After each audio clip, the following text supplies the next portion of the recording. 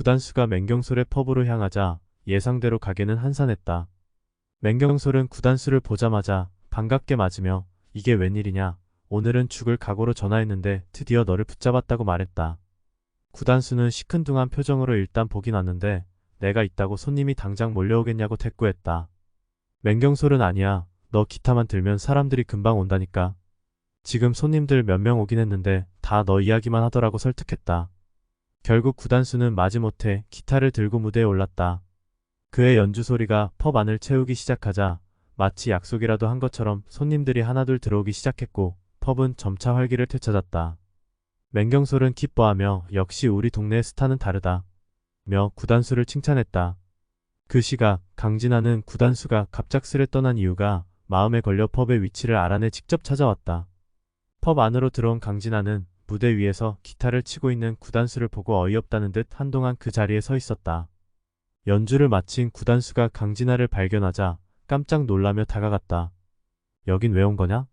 고 묻는 구단수에게 강진아는 너 비상상태라더니 결국 여기서 기타 치고 있었던 거냐? 약혼 얘기보다 내 기타가 더 중요하다는 뜻이야? 라고 따졌다. 구단수는 난처한 표정으로 지금 상황이 조금 복잡해서 그래. 그냥 동네 문제 좀 돕는 거야 라고 변명했지만 강진아는 점점 화가 난 얼굴로 결국 날 뒷전으로 두는 거잖아. 내가 그게 늘 문제야 단수야 라고 말했다. 둘의 대화는 점점 격해졌고 손님들 사이에서도 웅성거림이 이어졌다. 구단수가 나중에 얘기하자며 상황을 무마하려 했지만 강진아는 지금 나중에 얘기하자고 넘길 일이 아니야. 우리 관계가 이렇게 흔들리는 게 당연한 거야? 라고 소리쳤다. 맹경솔이 다가와 분위기를 풀어보려 했지만 강진아는 이미 돌아갈 기세였다. 구단수는 황급히 강진아를 따라 나섰고 두 사람은 펍 밖거리에서 또 한 차례 설전을 벌였다. 강진아는 구단수의 무책임함과 우선순위에 대한 불만을 쏟아냈고 구단수는 억울하다는 듯 자신도 최선을 다하고 있다고 항변했다. 하지만 대화는 결론 없이 끝났고 강진아는 다음에 다시 약혼 얘기하러 올 때까지 나한테 연락하지 말라는 말을 남기고 떠났다. 구단수는 멍한 표정으로 그 자리에 서 있다가 한숨을 쉬며 다시 펍으로 돌아갔다. 맹경솔은 구단수를 위로하려 했지만 구단수는 기타를 내려놓으며 오늘은 여기까지 하자. 나도 생각 좀 정리해야겠다고 말하며 자리를 떠났다. 펍은 다시 조용해졌고 맹경솔은 홀로 남아 속으로 한숨을 내쉬었다. 구단수가 맹경솔의 펍을 떠난 뒤 강진아는 혼란스러운 마음으로 길을 걸었다. 그의 무책임함과 자신을 대하는 태도가 머릿속에서 떠나지 않았다.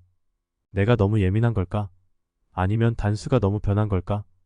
여러 가지 생각이 그녀를 괴롭혔다. 한편 구단수는 펍에서의 기타 연주와 강진아와의 싸움까지 모든 일이 뒤엉켜 머리가 복잡했다. 그는 한적한 공원 벤치에 앉아 기타를 내려놓고 깊은 한숨을 내쉬었다. 왜 이런 일이 반복되는 거지? 그는 혼잣말을 하며 자신이 뭘 잘못했는지 고민했다. 강진아와의 대화를 떠올리며 그녀의 입장에서 생각해 보려 했지만 한편으론 자신도 억울한 마음이 들었다. 내가 동네를 돕는 게 그렇게 잘못된 일인가? 그런데 왜 그녀는 이해하지 못할까? 그때 그의 전화기가 울렸다. 맹경솔이었다. 야, 단수야. 너 그냥 간 거냐? 지금 손님들이 계속 너 다시 나와서 한 곡 더 하라고 난리야. 구단수는 힘없이 대답했다. 경솔아, 오늘은 그냥 여기까지 하자. 나 좀 피곤하다. 맹경솔은 한동안 침묵하더니 너도 참 힘들겠다. 그래, 내일이나 잘 정리하고 나중에 보자고 말했다. 전화를 끊고 나서도 구단수는 한동안 벤치에 앉아 있었다. 반면 강진아는 집으로 돌아오던 중 우연히 마주친 친구와 이야기를 나누게 되었다. 친구는 그녀의 환한 얼굴을 보고 걱정하며 무슨 일이 있었는지 물었다. 강진아는 한참 망설이다가 펍에서 있었던 일을 털어놓았다. 친구는 고개를 끄덕이며 구단수가 그런 식으로 우선순위를 정하는 게 이번이 처음은 아니잖아. 넌 그동안 많이 참아왔잖아. 그런데 이런 일이 반복된다면 내가 진지하게 생각해 볼 필요가 있지 않을까? 라고 조언했다. 강진아는 그 말에 생각이 많아졌다. 정말 내가 더 이상 참을 수 없을 만큼 지친 걸까? 아니면 아직도 단수를 믿고 싶어 하는 걸까? 그날 밤 구단수는 집에 돌아와 혼자 기타를 연주하며 생각에 잠겼다. 강진아의 목소리, 그녀의 표정, 떠나며 했던 말들이 계속 떠올랐다. 연주를 하는 게 내 삶인데 그녀는 왜 이해하지 못할까? 아니, 내가 그녀를 이해하지 못하는 건 아닐까? 그는 기타를 내려놓고 그녀에게 전화를 걸까 고민했지만 그녀의 마지막 말이 떠올라 결국 포기했다. 다음에 다시 약혼 얘기하러 올 때까지 연락하지 마라는 그녀의 목소리가 귓가를 떠나지 않았다. 다음날 강진아는 회사에서 약혼 준비 이야기를 들으며 복잡한 감정을 감추기 어려웠다. 그녀는 부모님이 약혼 날짜를 정해야 한다고 계속 재촉하는 통화를 하며 짜증을 내고 전화를 끊었다. 그 순간 그녀는 약혼이 정말 옳은 선택인지 의심하기 시작했다.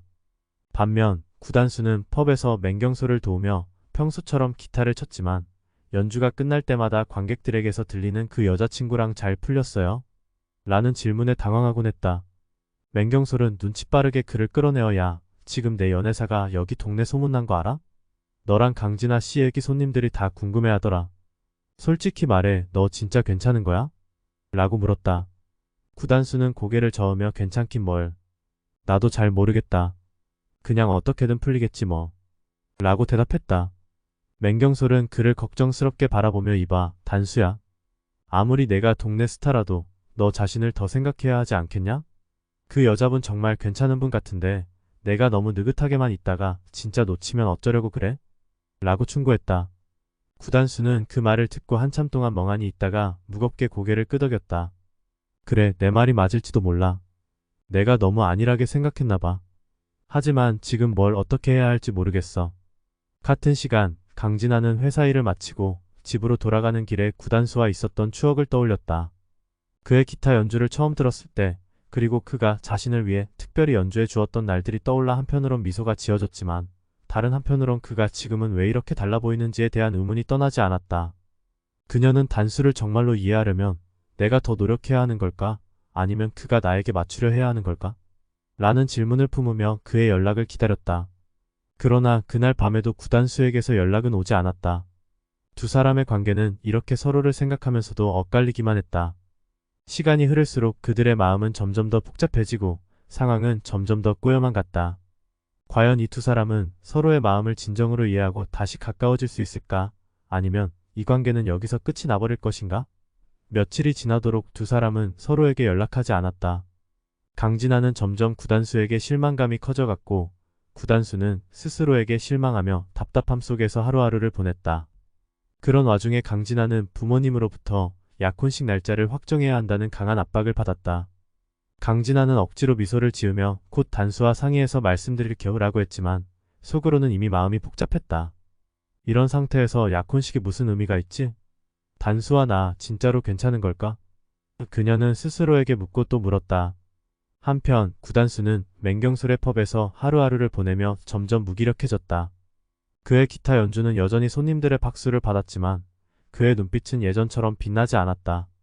맹경솔은 그런 그를 보며 더 이상 참을 수 없다는 듯이 말했다. 단수야, 너 지금 뭐 하는 거냐? 강진아 씨랑 싸웠으면 풀 생각을 해야지. 왜 여기서 계속 어물쩡거리기만 해? 구단수는 깊은 한숨을 쉬며 대답했다. 풀고 싶지 않은 게 아니야. 그런데 내가 어떻게 다가가야 할지 모르겠어. 나도 미안한 마음이 있는데 진아가 내 마음을 들어줄까? 맹경솔은 단호한 목소리로 말했다. 너도 참 답답하다. 내가 먼저 나서지 않으면 상대방이 기다려줄 거라고 생각하지 마.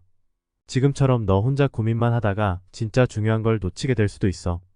맹경솔의 말에 정신이 번쩍 든 구단수는 마음을 굳히고 강진아를 찾아가기로 결심했다.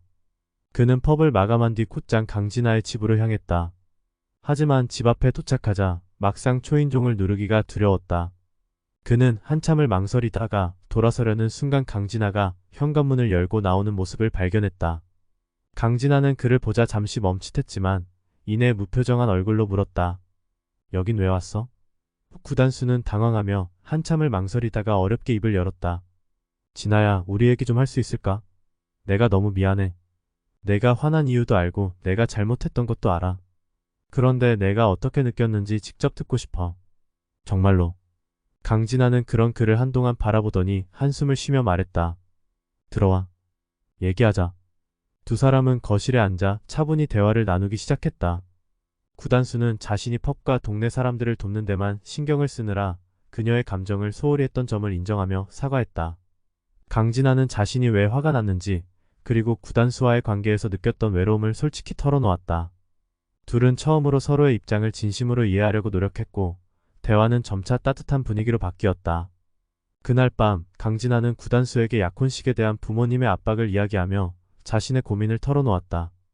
구단수는 그녀의 손을 잡고 진지한 목소리로 말했다.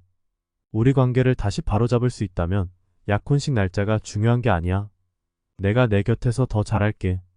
우리 천천히 가자. 괜찮지? 강진아는 그의 진심 어린 말에 눈시울이 붉어졌지만 조용히 고개를 끄덕였다. 그렇게 두 사람은 다시 서로를 이해하며 관계를 회복하는 듯 보였지만 문제는 거기서 끝나지 않았다. 다음 날 강진아는 회사로부터 놀라운 소식을 듣게 된다. 회사의 중요한 프로젝트 담당자로 배정된 사람이 구단수와 오랫동안 엮여있던 인물, 바로 구단수의 옛 연인이었던 차유진이라는 사실이었다.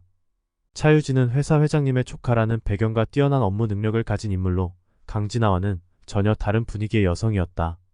차유진은 강진아에게 친근하게 다가오며 구단수랑 정말 약혼할 예정이래요.